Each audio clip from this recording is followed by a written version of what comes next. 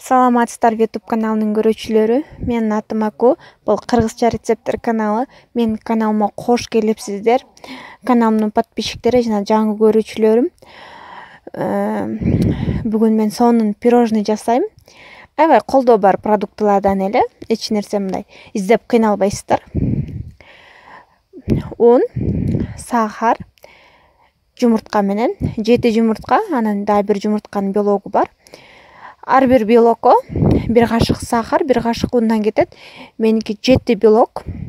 7 белокко 7 кашык сахар, 7 кашык un алам. Жылтоктордун үстүнө сахардын жарымын салып коебуз. Үстү катып кетпеш үчүн. Белокко бир аз туз себип алып, миксерде жайынан баштап кичине күчтөндүрүп белокторду взбивать этебиз. Миксер жок болсо деле венчик менен взбивать этип берсеңер болот. Болгону бир аз көбүрөөк убакыт кетет. Венчик менен деле взбиваться этилет, только бир аз көбүрөөк убакыт керек болот. Менин миксерим деле аябай күчтүү миксер эмес, слабый эле миксерлерге кирет.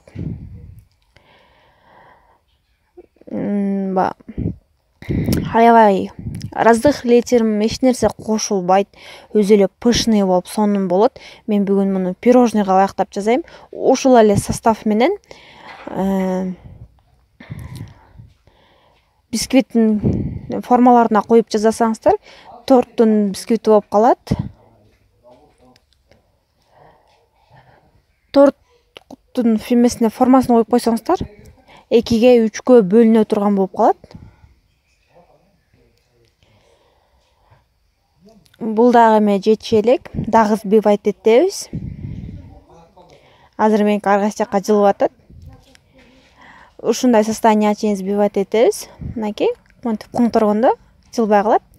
Белокторду, жылтокторду бир аз взбивать этип, анан үстүнө калган сахардын баарын салып коебуз.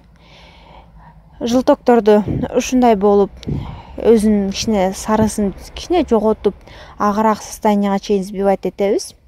Анан үстүнө бир аз белокторду кошуп, аралаштырабыз.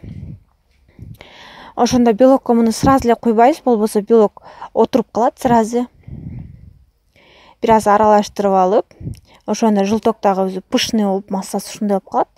Жарымын коюп, анан унду обязательно ээлеп туруп салыңыздар. Ошондо дагы пышный болот. Акырындап аралаштырабыз, эч кандай миксер менен эмес, только лопатка менен эле. Болбосо белок сразу отуруп калат. Мен видеону кичине батыраак жылдырып койгом. Ошон үчүн кичине бат-баттан көргөзүп атат. Болбосо шашпайдан эле аралаштырасыздар. Дагы жылтокторду кошуп, унду ээлеп кошобуз.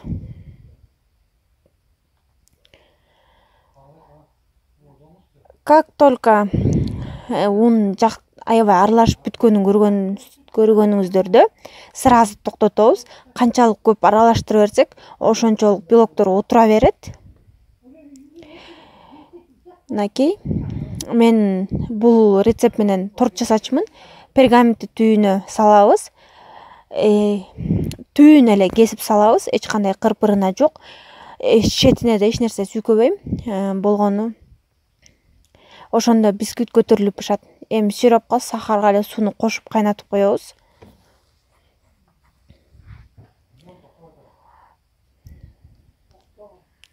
Жайып отко эле 1-2 эле кайнатып койсок, ушундай эле сироп даяр болот. Бисквитибиз бышканын зубочистка менен текшеребиз. Ар кайсы жеринен сайып көрүңүздөр. Если кургак болсо, анда бисквитибиз даяр. Четине эч нерсе сүйкөбөйбүз, май, сай эч нерсе сүйкөбөйбүз. Ошондо бисквит көтөрүлүп бышат.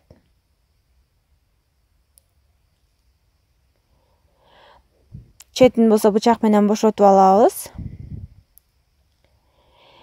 Если бул силер тортко ылайыктап бисквит кылсаңыздар, анда да четине эч нерсе сүйкөбөйсүздөр.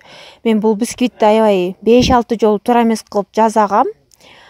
Мен четине дайыма май сүйкөй беришкем, ошон үчүн бисквитим көтөрүлчү эмес экен. Силер дагы бул ошибканы кылбаңыздар. Ушинтип коңторуп алып туруп, анан пергаментти алып коебуз. Пергаменттин эмнеси жакшы, бисквит бышырып атканда любой актинен түйүнө тарта баштайт, ошондо баягы бир эмесин сыйрып кетет. Экиге бөлүп алдым мен тептең ортосунан.